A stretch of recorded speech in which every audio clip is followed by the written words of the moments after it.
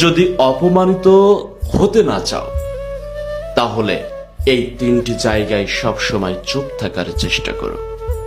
এক, যেখানে তোমার কথার কোনো গুরুত্ব নেই সেখানে তুমি কথা বলে উঠলে কেউ তোমার কথার কোনো গুরুত্ব দিবে না।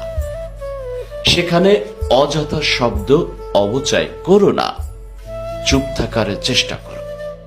নাম্বার 2, কেউ যদি গায়ে পড়ে তোমার সাথে ঝগড়া করার চেষ্টা করে সেখানে যদি তুমি তোমার শব্দ খরচ করো তার মানে সেই লোকটা সফল হয়ে গেল। তাই কেউ অযথা গায়ে পড়ে ঝগড়া করতে চাই তাহলে সেখানে তর্ক করো না। নাম্বার 3, কেউ যদি ভুল বুঝে তোমাকে ছেড়ে চলে যায় সেখানে যতই নিজেকে বোঝানোর চেষ্টা করো না কেন তুমি নিজেকে বোঝাতে পারবে না।